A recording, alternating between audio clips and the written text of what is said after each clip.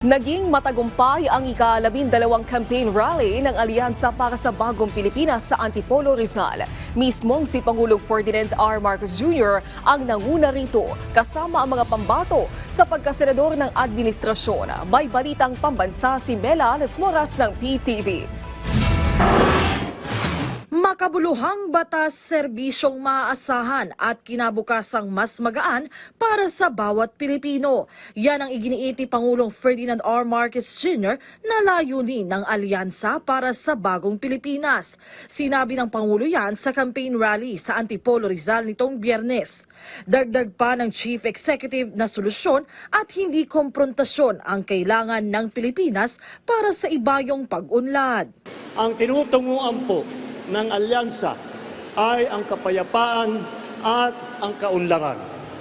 Ang kailangan po natin para mag-unlad tayo ay hindi po ang pananakot at paninigaw. At ang kailangan po natin ay ang solusyon, hindi ang mga maiinit at maanghang na mga salita na wala namang kinalaman sa problema, wala namang kabuluhan sa buhay ng ating mga kababayan. Buong pagmamalaking inendorso ng Presidente ang senatorial candidates ng administrasyon, kabilang sina Makati City Mayor Abby Binay, dating Interior Secretary Benher Abalos, Congressman Erwin Tulfo at Camille Villar, mga senador na sina Bong Revilla, Francis Tolentino, Pia Cayetano, Lito Lapid at mga dating senador Tito Soto, Manny Pacquiao at Panfilo Lacson.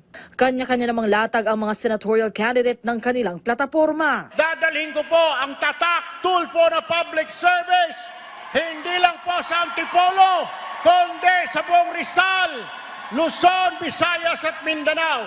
Marami pa tayong gagawin sa Senado at umasa kayo, ipaglalaban natin ang ating mga kababayan. Sana po lahat po tayo sama-sama natin, pagtulungan po nating makamit na pagandahin po ang buhay ng ating mga mahal sa buhay at ng ating buong bansa. Ayon kay Pangulong Marcos, nararapat na ihatid ng taong bayan sa Senado ang mga pambato ng alyansa. Armas daw kasi ng kanyang mga kandidato ang sapat na karanasan sa pamumuno. Napakadali pa para sa akin na mangampanya para sa ating mga kandidato dahil kilalang-kilala naman kung kikilatisin po natin, isa-isa yan. Lahat po yan starring, pinagsama-sama po natin. Lahat po ng pinakamagaling at pinakamabuti at pinakamasipag na mga nagsiservisyo publiko. Approve naman sa mga taga-Rizal ang bitbit na plataporma ng Alyansa para sa Bagong Pilipinas. Sa mga susunod na araw, inaasahang ibang lugar naman ang bibisitahin ng Alyansa para sa Bagong Pilipinas para maipakalat ang kanilang mga plataporma at plano para sa bansa. Mela Lesmoras para sa Pambansang TV sa Bagong Pilipinas.